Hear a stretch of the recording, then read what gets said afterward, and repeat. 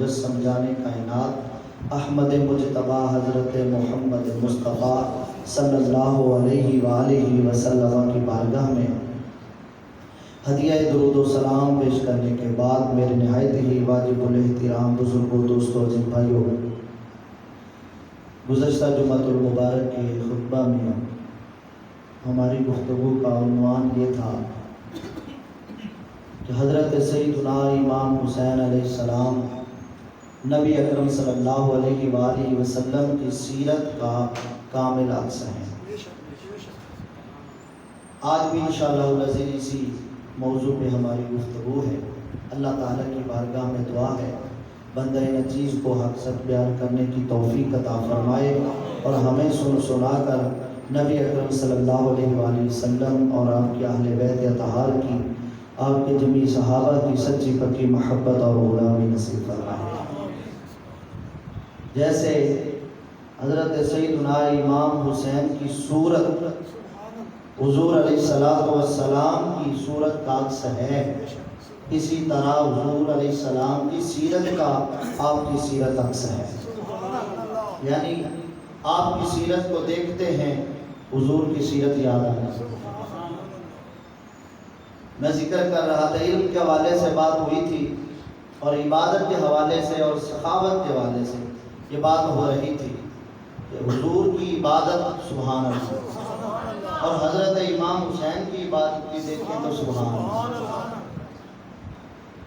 جب 10 محرم الحرام کی رات تھی، ساری زندگی تو عبادت کرتے ہی رہے، اور کثرت عبادت کا مطلب یہ ہوتا ہے کہ فرائض کے علاوہ بندہ عبادت کرے، فرض پورے ہوں اور فرضوں کے علاوہ جو عبادت ہوتی ہے پھر اس کو دیکھ کے بندہ یہ کہتا ہے کہ یہ کثرت عبادت والا عمل کرتا ہے۔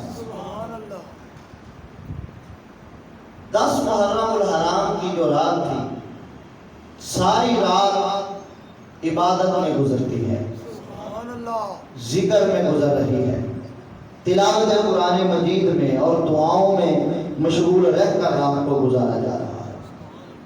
ساری زندگی بھی عبادت اور یہ رات بھی عبادت میں گزر رہی ہے، حالانکہ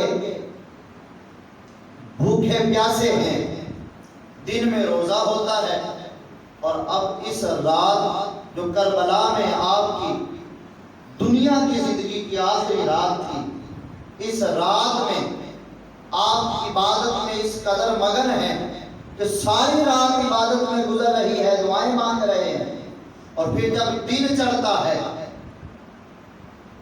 لڑائی پہ نوبت آتی ہے، جنگ ہو رہی ہے، آپ کے رفقا شہید ہو گئے، اور جب آپ کی باری آئی تو آپ بھی لڑ رہے تھے، جنگ کر رہے تھے، یزیدیوں کو واصل جہنم کر رہے تھے، تو نماز کا وقت ہوا تو کوئی پرواہ نہیں کی کہ تلواریں ہیں، دشمن ہیں، ابھی ان سے جنگ کر رہا تھا تو یہ مجھے قتل کر دیں گے، اس کی پرواہ نہیں کی۔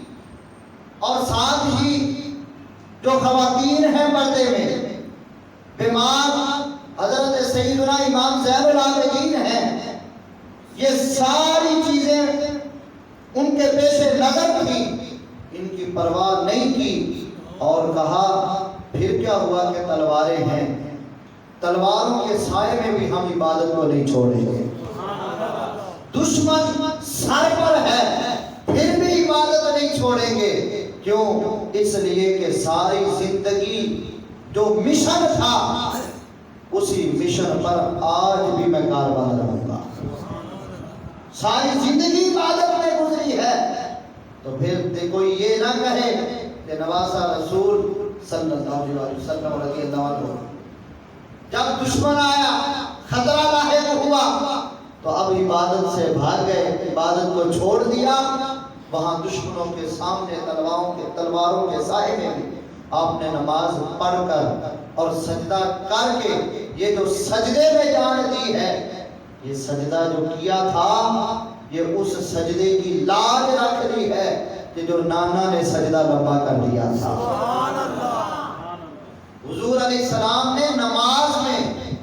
وہ بھی نماز حضور صحابہ کو پڑھا رہے تھے. عام نماز نہیں تھی کہ گھر کے اندر نفل پڑھے جا رہے تھے، جماعت ہو رہی تھی. دوران جماعت امام حسین کے لیے حضور علیہ السلام نے سجدہ لمبا کیا تھا. یہاں کربلا کے میدان میں تلواروں کے سائے تلے آپ نے سجدے کے اندر جان اپنے رب کے حوالے کر کے یہ بتا دیا ہے اور اعلان کر دیا، نانا جان آپ نے جو سجدہ لمبا کیا تھا یہ صرف پیار نہیں تھا، یہ صرف آپ کا لاڈ اور محبت نہیں تھی، یہ تو آپ تربیت کر رہے تھے، آپ تو مجھے تعلیم دے رہے تھے. تو آپ کے اس سجدے کو میں سامنے رکھتے ہوئے آج سجدہ ایسا کر رہا ہوں کہ بس سجدے میں سر جائے گا پھر اٹھے گا ہی نہیں. تو عبادت کو وہاں بھی نہیں چھوڑ رہے ہیں. ہم دیکھیں ہم ہیں حسینی یقیناً الحمدللہ، ہم حسینی ہیں الحمدللہ، لیکن کردار بھی حسینی چاہیے. حالات جس طرح کے ہو جائیں، پیغام حسین کیا ہے کہ میں تلواروں کے سائے والے بھی عبادت نہیں چھوڑ رہا، کیونکہ میں بندہ ہوں. کیا ہوں؟ بندہ ہوں، اور بندے کا کام ہی بندگی ہوتا ہے. اے بندو، جب تک تم بندے ہو تو پھر بندگی کو نہیں چھوڑنا ہے. حالات جیسے بھی ہوں، حالات میں نشیب و فراز ہوتا رہتا ہے، لیکن رب کی عبادت سے تم نے دور نہیں ہونا ہے، رب کی عبادت کرتے رہنا ہے. تو ہمیں یہ پیغام بھی انہوں نے دے دیا ہے اور اپنی عبادت بھی بتا دی ہے کہ میں کیسے عبادت کر کے دنیا سے جا رہا ہوں. اور تلاوت قرآن مجید، اللہ کا ذکر، حضور علیہ السلام بھی کثیر تعداد میں اللہ کا ذکر کیا کرتے تھے، کثرت سے اللہ کا ذکر کرتے، کثرت سے تلاوت قرآن مجید کرتے تھے. عام دنوں میں بھی بہت تلاوت ہوتی، لیکن جب رمضان المبارک آ جاتا حضور علیہ السلام جبریل سے قرآن کا دور کیا کرتے تھے. یہاں تو خواجہ کرام ایک دوسرے سے دور کرتے نا، قرآن مجید کا ایک دور ہوتا ہے ایک دوسرے کو سنانا. حضور علیہ السلام جبریل سے دور کرتے تھے. اور جو میرے آقا صلی اللہ علیہ وآلہ وسلم کے وصال کے قریب رمضان گزرا، آخری رمضان تھا، اس رمضان میں حضور نے 2 بار جبریل سے دور کیا ہے. 2 بار حضور نے جبریل کو سنایا قرآن اور جبریل نے حضور کو سنایا ہے. جبریل سے 2 بار دور ہوا ہے. تو عام دنوں میں بھی تلاوت حضور بہت کیا کرتے، لیکن رمضان میں تو سبحان اللہ جبریل جیسے فرشتے سے قرآن کی تلاوت انہیں سناتے، وہ آپ کو سناتے، دور فرماتے. اور جو آخری سال تھا 2 بار قرآن کا دور کیا ہے جبریل سے رمضان المبارک میں.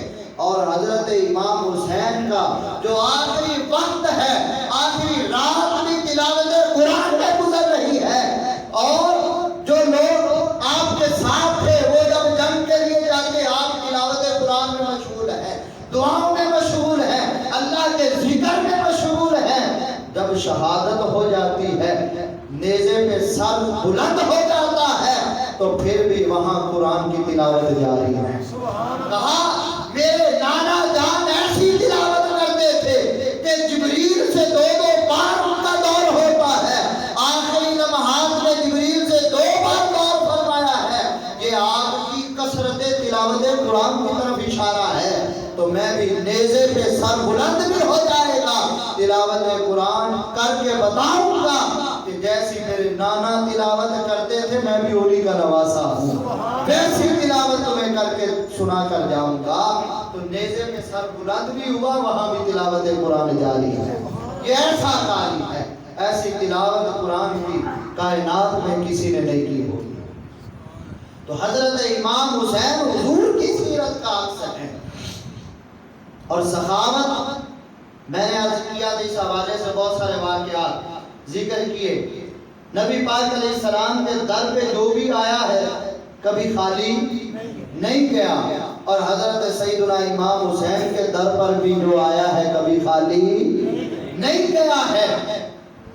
جب آپ مدینہ طیبہ میں تشریف فرما تھے اور 60 ہجری کا آخر تھا. حضرت امیر معاویہ رضی اللہ عنہ کا وصال ہو گیا. یزید بادشاہ تھا اور اس نے گورنر کو حکم دیا کہ حسین سے بیعت لو میرے لیے. تو حضرت امام حسین نے بیعت بولے نہیں کی، یعنی ہاتھ اس کے ہاتھ میں نہیں دیا. اب توجہ کیجئے گا کہ بادشاہ کا کام مانگنا نہیں ہوتا. جو بادشاہ ہوتا ہے وہ مانگتا نہیں ہے، وہ منگتا نہیں ہوتا. بادشاہ تو دینے والا ہوتا ہے، بادشاہ تو دینے والا ہوتا ہے. حضرت سیدنا امام حسین سے وہ بیعت مانگ رہا تھا، لیکن آپ نے بیعت نہیں کی، اس کے ہاتھ میں ہاتھ نہیں دیا ہے. وجہ یہ تھی کہ یہ وہ ہاتھ ہے جو کائنات میں سب سے پاک ہاتھ میں گیا ہوا ہے. جی یہ وہ ہاتھ ہے جس ہاتھ کے بارے میں قرآن میں اللہ تعالیٰ نے فرمایا ہے انما یرید اللہ لیذھب عنکم الرجس اہل البیت ویطہرکم تطہیرا. محبوب آپ کے گھر والوں سے پلیدی کو دور کر دیا ہے، ہر قسم کی ناپاکی کو دور کر دیا ہے، اور ایسا پاک کیا ہے جیسا پاک کرنے کا حق ہوتا ہے. محبوب تیرے گھر والوں کو پاک کر دیا ہے. جب رب یہ اعلان کرتا ہے تو جو اتنا پاک ہے، جن کی پاکی کا اعلان قرآن میں رب فرماتا ہے کہ ایسا پاک کیا ہے جس طرح کے پاک کرنے کا حق ہوتا ہے، تو اس کا ہاتھ بھی تو پاک ہے نا. تو وہ پاک ہاتھ ناپاک ہاتھ میں نہیں جا سکتا ہے. اور یہ ہاتھ تو وہ ہے جو امام الانبیاء صلی اللہ علیہ وآلہ وسلم کے ہاتھ میں جا چکا ہے. حضرت امام حسن اور امام حسین علیہ السلام کو حضور علیہ السلام نے بچپن میں بیعت کیا تھا. حضور کی عادت کریمہ بچوں کو بیعت کرنے کی نہیں تھی، لیکن ان شہزادوں کو بیعت فرمایا ہے. تو جب بیعت حضور کی کرنی ہے تو پھر اس جیسے ناپاک کی بیعت نہیں کروں گا. تو ہاتھ تو نہیں دینا تھا، ہاتھ تو نہیں دینا تھا کہ اپنے نانا جان کے دین کی لاج رکھنی تھی، اور ان کے ہاتھ پہ جو ہاتھ دیا تھا بیعت کی تھی اس کی لاج رکھنی تھی. لیکن اپنے خاندان کی ریت یہ تھی کہ جو منگتا ہے اس کو خالی بھی نہیں بھیجنا ہے. حضرت امام حسین نے سر ہاتھ نہ دے کر اپنے نانا جان کے ہاتھ میں جو ہاتھ دیا تھا اس کی لاج بھی رکھی ہے. دین اسلام کی سر بلندی کے لیے آپ نے ہاتھ اس کے ہاتھ میں نہیں دیا ہے، دین کو بچایا ہے اور اپنا سر دے دیا ہے، اپنی جان دے دی ہے، اپنا سر دے دیا ہے. اور سر دے کر آپ نے یہ بتایا ہے ہمارے خاندان کی ریت یہ ہے جو منگتا آ جاتا ہے خالی نہیں جاتا ہے. تو آیا ہے مانگ رہا ہے، جو تو نے مانگا ہے وہ تو دینے کے قابل نہیں ہے، لیکن تجھے خالی بھی نہیں بھیجیں گے. ہاتھ مانگ رہا ہے، ہاتھ تو نہیں دے سکتا، لیکن یہ سر ہے، یہ سر تجھے دے دیتے. یہ ایسی سخاوت ہے کہ اس در پہ جو آتا ہے منگتا جو آ جاتا ہے کبھی خالی نہیں جاتا ہے. یزید مانگ رہا تھا، آپ نے کہا جو تو مانگتا ہے وہ تو نہیں دوں گا، لیکن تجھے خالی بھی نہیں بھیجوں گا. ہاتھ نہ دے کر دین کی لاج رکھنی ہے اور سر دے کر اس کو اپنے خاندان کی ریت کو بھی بچا لیا ہے. یہ حضرت سیدنا امام حسین کی سخاوت ہے. سر دے رہے ہیں لیکن ہاتھ نہیں دیا ہے. حضرت سیدنا امام حسین حضور علیہ السلام کی سیرت کا کامل عکس ہے. شجاعت، بہادری، ہمت، حوصلہ دیکھیں تو نبی پاک علیہ السلام کی بہادری، شجاعت اور حوصلہ، ہمت یاد آ جاتی ہے. حضور علیہ السلام کو کتنا پریشان کیا گیا، ستایا گیا، تنگ کیا گیا۔ بات تو صرف یہی تھی، وہ کہہ رہے تھے کہ اگر آپ نے باز نہیں بھی آنا اپنے دین کی تبلیغ سے تو چلو ایک سمجھوتا کر لیتے ہیں، وہ یہ کہ آپ دین کی تبلیغ کریں لیکن ہمارے خداؤں کو برا بھلا نہ کہیں، ہمیں برا بھلا نہ کہیں، تو ہم آپ کو چھوڑ دیتے ہیں۔ تو حضور علیہ السلام نے بھی کیا فرمایا تھا؟ نبی پاک علیہ السلام نے فرمایا کہ تم میرے ایک ہاتھ پہ سورج لا کے رکھ دو، دوسرے پہ چاند رکھ دو، پھر بھی کائنات ادھر کی ادھر ہو سکتی ہے، میں دین کی تبلیغ چھوڑ نہیں سکتا، اور میں اللہ کی توحید کا اعلان بھی کرتا رہوں گا، تمہارے خداؤں کی خامیاں اور عیب بھی لوگوں کو بتاتا رہوں گا، میں یہ کام نہیں چھوڑ سکتا۔ کیوں؟ اس لیے کہ میرے رب نے میری یہ ڈیوٹی لگا دی ہے۔ پھر انہوں نے ستایا، تنگ کیا، جسمانی تشدد بھی کیا ہے اور زبانی تشدد بھی کیا ہے۔ جسمانی تشدد سے بھی بڑا زبان کا تشدد ہوتا ہے۔ ایک شاعر نے کہا ہے، جراحات السنان لہل قیام ولا یلتام جراحات اللسان، وہ کہتا ہے کہ جو تلواروں سے زخم ملتے ہیں، نیزوں سے بندے کو زخم دیے جاتے ہیں، وہ ایک وقت پہ آ کے مل جاتے ہیں، وہ زخم مل جاتے ہیں، لیکن جو زبان کے زخم بندہ کسی کو لگاتا ہے یہ کبھی ملتے نہیں ہیں، یہ ایسے پھٹ ہوتے ہیں اور یہ ایسے زخم ہوتے ہیں۔ دیکھتے نہیں ہم کہ ایک ایک بات جو ہوتی ہے نسلوں تک لڑائیاں چلتی ہیں، اس نے اس طرح بات کی تھی مجھے، اب میں اس کو چھوڑوں گا نہیں، اس نے میرے باپ کو یہ گالی دی تھی، اس نے مجھے اس طرح میری بے عزتی کی تھی، اب میں اس کو نسلوں تک وہ باتیں یاد رکھی جاتی ہیں۔ تو کیا ہے کہ زبان کے جو زخم ہوتے ہیں یہ نہیں ملتے، اور تلواروں کے زخم، نیزوں کے زخم مل جاتے ہیں۔ وہ پہلے حضور پر جسمانی تشدد کرتے رہے، اوجریاں ڈال دیں، پتھر مارنے، رستوں میں کانٹے بچھا دینے، آپ کے پاؤں مبارک زخمی ہو جانے، طرح طرح سے جسمانی تشدد۔ لیکن جب حضور علیہ السلام اپنے کام کو پھر بھی کر رہے ہیں، آپ نے اپنا کام نہیں چھوڑا، تو پھر زبانی تشدد پہ اتر آئے، حضور علیہ السلام کو گالیاں دیتے ہیں، جادوگر کہتے ہیں، مجنون کہتے ہیں، برا بھلا کہہ رہے ہیں معاذ اللہ، اور نبی پاک علیہ السلام کا نام بگاڑ کر، حضور کا نام کیا تھا؟ محمد صلی اللہ علیہ وسلم، تو وہ مذمم کہہ رہے تھے۔ اس طرح زبانی تشدد بھی تھا، اور اس کے بعد پھر انہوں نے جب حضور علیہ السلام پھر بھی اپنے مشن کو پورا کر رہے ہیں تو انہوں نے بائیکاٹ کر دیا۔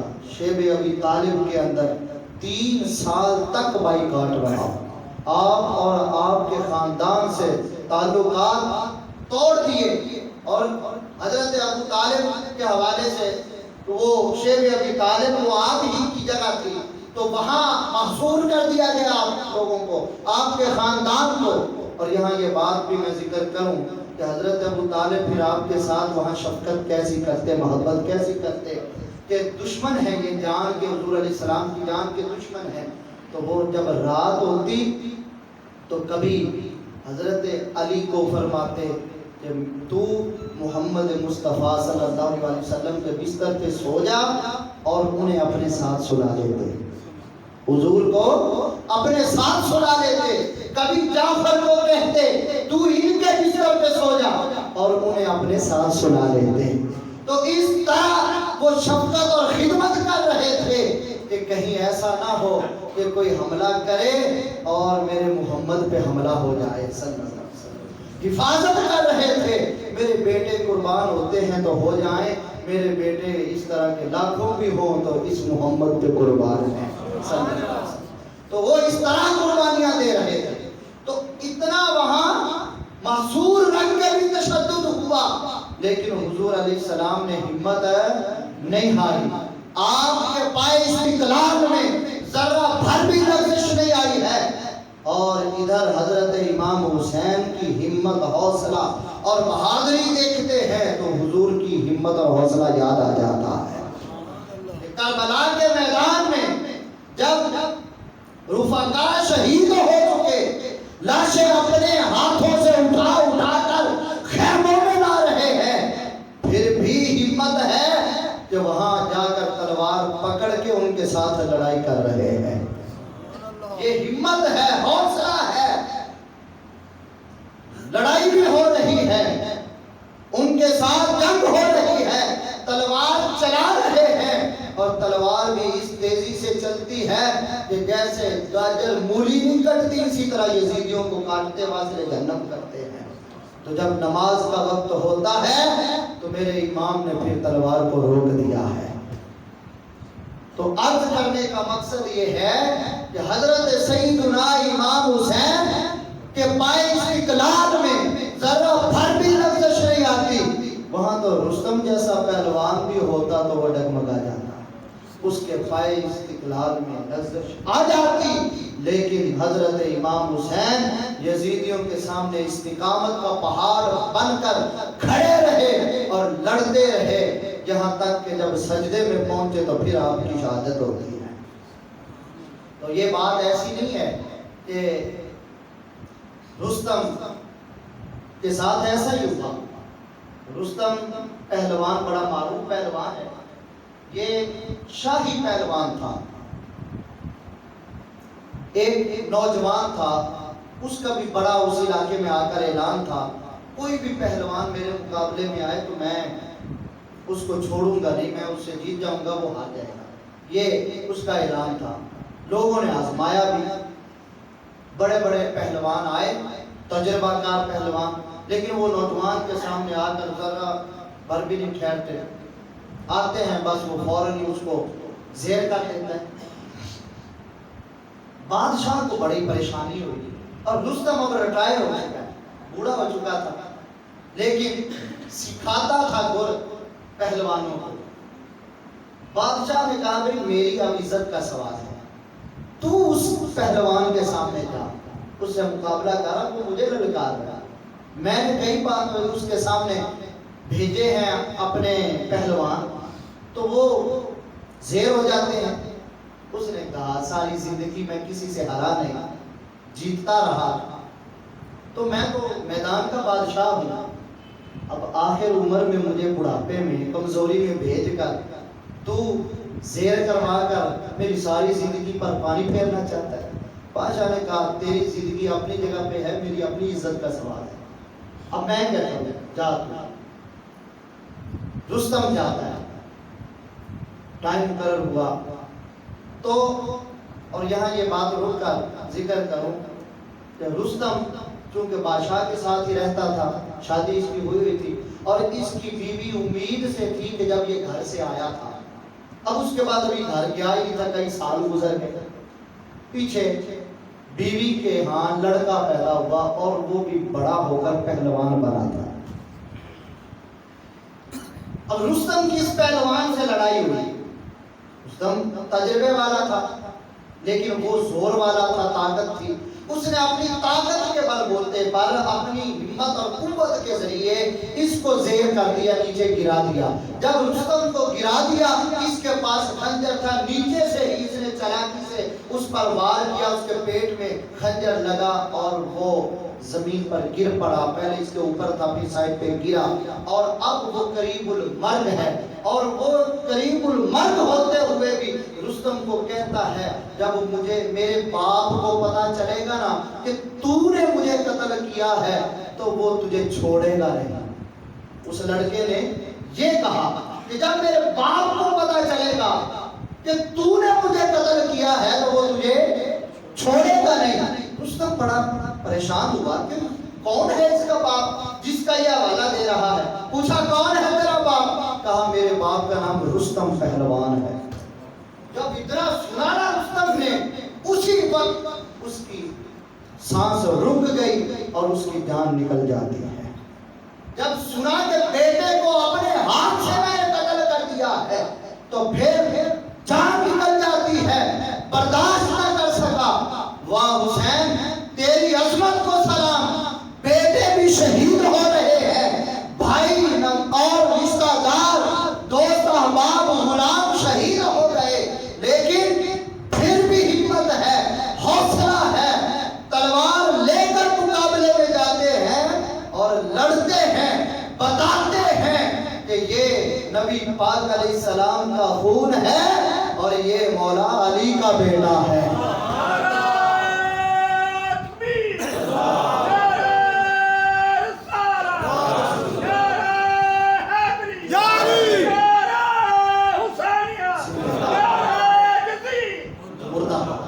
تو حضرت امام حسین کی شجاعت، بہادری اور ہمت اور حوصلہ اتنا تھا کہ بندہ جب اس کو دیکھتا ہے حضور کی ہمت اور حوصلہ یاد آ جاتی ہے۔